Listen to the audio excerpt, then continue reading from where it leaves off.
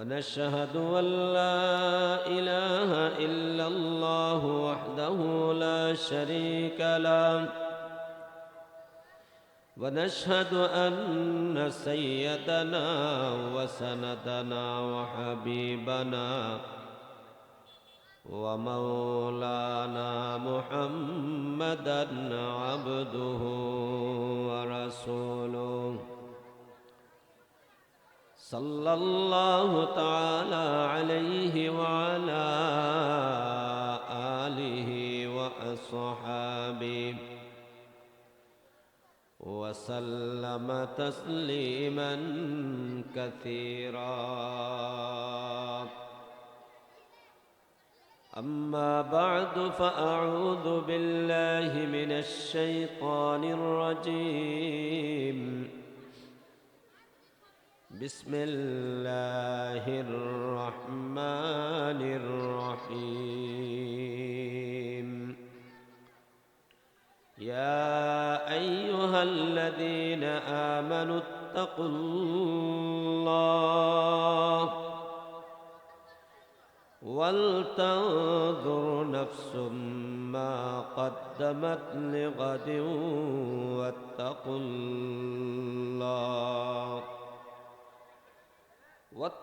الله إن الله غفور رحيم. وقال تعالى ومن يتق الله يجعل له مخرجا ويرزقه من حيث لا يحتسب. صدق الله مولانا العظيم. وقال رسول الله صلى الله عليه وسلم من لزم الاستغفار جعل الله له من كل زيق مخرجا ومن كل هم فرجا ورزقه من حيث لا يحتسب أو كما قال عليه الصلاة والسلام.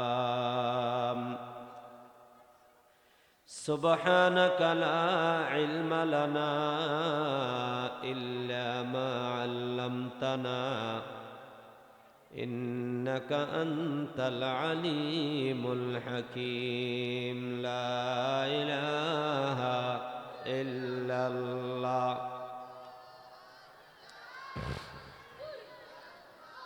لا إله إلا الله لا إله لا إله إلا الله لا إله. जो तो मेरा तू सब मेरा फलक मेरा ज़मी मेरी अगर कि तू नहीं मेरा तो कोई शई नहीं मेरी. ला इलाहा इल्लल्लाह. बड़ा वजह ला इलाहा इल्लल्लाह ला इलाहा ला इलाहा इल्लल्लाह ला इलाहा ला इलाहा इल्लल्लाह मुहम्मदुर रसूलुल्लाह সাল্লাল্লাহু আলাইহি ওয়াসাল্লাম। এখানে সামনে যে ছেলেগুলো বসেছে এদের উঠে যেতে হবে। এই তোমরা উঠে যাও, তোমরা ছোট ছেলেরা তোমরা ওখানে যাও, ওখানে গিয়ে বসো। তোমরা সকলে দাঁড়াও। এই উঠো উঠো, সকলে উঠো, সবাই সবাই ছোট বাচ্চারা সকলে ওদিকে যাও, পিছনে, একদম পিছনে, একদম পিছনে যাও। আপনারা একটু সামনে আসেন, আপনারা কষ্ট করে একটু সামনে আসেন। নিচের বসার জায়গা খুব ভালো, ঠান্ডা হবে না। একটু সামনে আসেন, একটু কাছাকাছি আসেন। কষ্ট করে সামনে আসবেন, আল্লাহর রহমত আপনার উপর অবতীর্ণ হবে। হাদিস শরীফে আছে, বন্দা যখন আল্লাহর দিকে এক বিগত আসে, আল্লাহ তাআলার রহমত বন্দার দিকে এক হাত যায়। বন্দা যখন আল্লাহর দিকে হেঁটে হেঁটে আসে, আল্লাহর রহমত তার দিকে দৌড়ে দৌড়ে যায়। এই যে আপনারা বাড়িঘর ছেড়ে মাহফিলে এসেছেন, এখানে আল্লাহর দিকে এসেছেন, আল্লাহকে রাজি খুশি করবার জন্য এসেছেন। এখন মজলিসটাকে, মজমাটাকে সুন্নাত অনুযায়ী করবার জন্য আরেকটু নড়াচড়া করলেন। আল্লাহর রহমতের আশা নিয়ে করেন, ইনশাআল্লাহ আল্লাহর রহমত আমাদেরকে ঘিরে নিবে, আল্লাহর রহমত আমাদেরকে ধরে নিবে। যারা বলেন সুবহানাল্লাহ।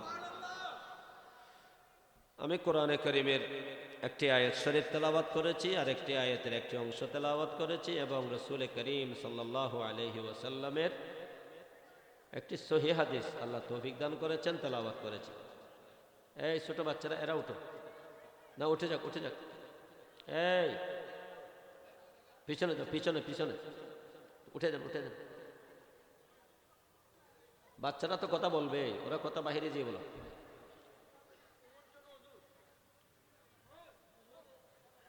একদম বাহিরে, বাহিরে, পিছনে যাও, পিছনে যাও। একটু মনোযোগের সাথে কথা শোনেন। বসেন, বসেন, বসেন। একটু মনোযোগের সাথে কথা শুনবেন।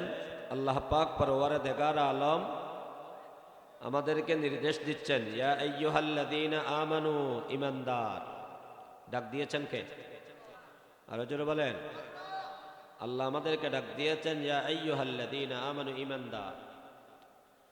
হে ঈমানদার, যারা আল্লাহকে বিশ্বাস করেছে, যারা পরকালকে বিশ্বাস করেছে। পরকাল আছে না নেই? মৃত্যুর পরে জীবন আছে না নেই? মৃত্যুর পরে শেষ হয়ে যাবে না নতুনভাবে শুরু হবে? ভালোভাবে বুঝেন, এটা অন্তরে বসাতে হবে। আল্লাহ আমাদেরকে মৃত্যু দিবেন, মৃত্যুর পরে আবার উঠাবেন, আবার জাগ্রত করাবেন, আবার জীবন দিবেন, এবং জীবন দেওয়ার পরে আল্লাহর কাছে হিসাব নিকাশ দিতে হবে, ঠিক কিনা? তা আল্লাহ বলেন, যারা একথা বিশ্বাস করো, পরকালকে বিশ্বাস করো, আল্লাহকে বিশ্বাস করো, হিসাব নিকাশকে বিশ্বাস করো, জান্নাত আর জাহান্নামকে বিশ্বাস করো, জান্নাতের আরাম আছে, জাহান্নামের শাস্তি আছে, একথাকে যারা বিশ্বাস করো, আল্লাহর রসুলদেরকে যারা বিশ্বাস করো, আল্লাহর ফেরেশতাদেরকে যারা বিশ্বাস করো, আল্লাহর কিতাব সমূহকে যারা বিশ্বাস করো, ঈমানদার, তোমাদেরকে বলছি আল্লাহকে ভয় করো। আল্লাহ বলছেন আল্লাহকে ভয় করো। আল্লাহ পাক পরওয়ারদিগার আলম ঈমানদারদেরকে বলতেছেন, আল্লাহকে বিশ্বাস করেন তো, আল্লাহকে যখন বিশ্বাস করেন, সে আল্লাহকে ভয় করেন। ভয় করে কি কাজ করবেন? ভয় করে কি কাজ করবেন? ওয়াল তানজুর নাফসুম মা কদ্দামাত লিগাদ।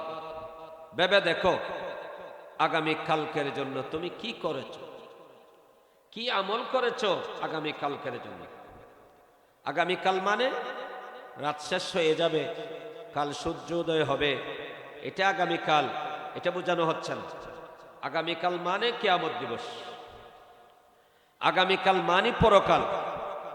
তুমি পরকালের জন্য কি প্রস্তুতি নিয়েছো? আল্লাহ বলেন ভেবে দেখো। পরকালকে আল্লাহ তাআলা আগামীকাল বলে অবহিত করেছেন। কেন?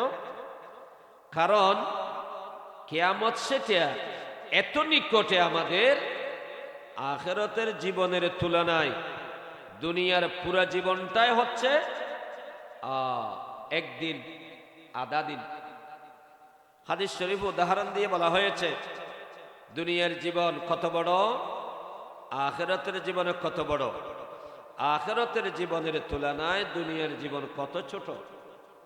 মহাসাগর, সাগরের মাঝখানে গিয়ে একটা আঙ্গুল চুবাবেন, আঙ্গুলের মাথায় সামান্য পরিমাণ পানি উঠবে, এই পানিগুলো হচ্ছে দুনিয়ার জীবন।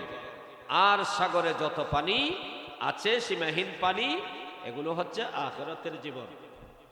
আখিরাতের জীবনের তুলনায় দুনিয়ার জীবন বড় ছোট। সেই হিসাবে আগামী 50,000 বছর পরেও যদি কিয়ামত হয়, সেটা যেন আগামীকাল। সেজন্য আল্লাহ বলছেন আগামীকালের জন্য, অর্থাৎ পরকালের জন্য কি আমল করেছ বান্দা, তুমি ভেবে দেখো আমরা কি আমল করেছি আগামীকালের জন্য। আমরা দুনিয়ার জন্য তো সারা দিনেই করি ভাই, দুনিয়ার জন্য করাও নিষেধ নয়, আপনার ব্যবসা করা নিষেধ নয়, চাকরি করা নিষেধ নয়, আপনি চাষাবাদ করা নিষেধ নয়, মিল ফ্যাক্টরি করা নিষেধ নয়, সবগুলো করতে হবে, করতে হবে। তবে আমি একজন আল্লাহর বান্দা, আমাকে আল্লাহর কাছে যেতে হবে, আল্লাহর কাছে জবাবদিহি করতে হবে, সেই কথা স্মরণ রেখেই আমাকে কাজ করতে হবে। বুঝাতে পারলাম? নমি গোয়াম কে আজ দুনিয়া জুদাবাস বাহার কারে কে বাসি ব্যা খোদা।